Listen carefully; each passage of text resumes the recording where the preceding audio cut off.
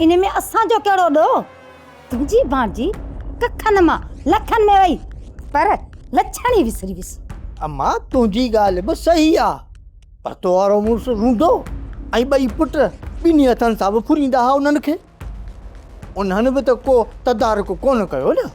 मामा तोखे मुंहिंजे मुड़ुस जी ख़बर कान्हे का? हिन उमिरि में बि रुकी शतांगिरी वते थो कंदो।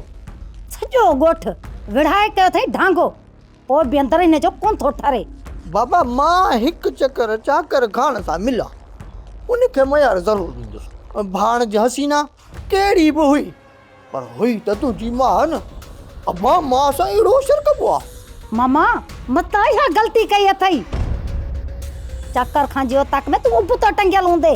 अम्मा कुझु बि थी पवे, पर मां सच ज़रूरु ॻाल्हाईंदुसि। सच? हा मामा, सच हिकिड़ो इहो बि आहे त तो वारी भाणज कॾहिं बि डूंगर खां जे पुटनि खे पंहिंजो पुटु कोन सम्झई। रावल खे कंहिं ज़हर ॾियारियो, इन तुंहिंजी भाणज। डूंगर खान खे कंहिं मारियो, इहा तुंहिंजी भाणज। अञा ॿुधाई? बस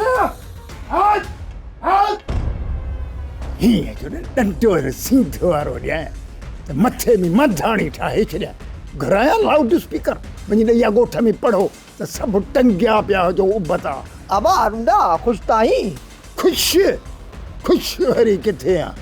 हे मूं वारो बूथो कोन वरिसी, सुकल चौंपल जहिड़ो थी आहे, रुगो कहियूं विझण जी देर आहे। तूं ॿुधा कीअं आयो हिते? बसि अबा ईअं आयोसि हाल वाल वठणु।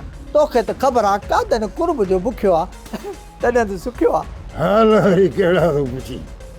बाबे अम्मा असांजे लाइ कुझु बि कोन छॾियो। मां यदी हसीना बेगम इमिड़े रेड़ियूं पापड़ा पाए वॾा थियासीं। मां ई अधीअ माण्हुनि जूं खलूं लाइ ॿचा वॾा कयमि। इहे थी असांजा हाल अहिवाल। अधीअ त 2-3 साल ऐश बि गुज़ारिया, मुंहिंजा ही हाल ॾिसी पियो। अबा रुंडा अञा बि वक़्तु वियो न आहे। दिलशर खे कंहिं इज़त वारी रोज़ी सां लॻाओ, ऐं तूं बि हिलाल खाई पछाड़ीअ वारा ॾींहं सुख सां गुज़ार। वड़े तारा गोल तारा बाबा अड़ी फटन ते मल मज़री त कोन जोड़ी रहंदो वेठो तो मुझे फटन ते लूण बुरकी उन्हनि खे झोरी। बाबली चांहि बांहि प्यारी अथसि, नेरा नूं बीठो आहे? हा चांहि प्यारी थमास। मामा हाणे जो महिरबानी करे मकान जो वञी पासो झल।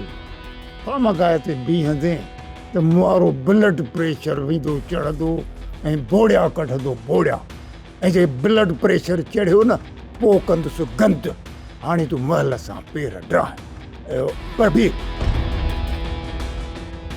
दादुली इहो हिन मां 200 रुपया कढी मामे खे ॾे। इहे 200 रुपया अथई। ओ इहो साम्हूं दर अथई, महल सां हल हल। वञा थो थुकूं ऐं मुंहुं थोरा खेॾी। सब्सक्राइब कयो असांजो ऑफिशियल यूट्यूब चैनल सिन टीवी HD ड्रामा ऐं वधीक अपडेट लाइ बेल आइकन खे क्लिक करियो।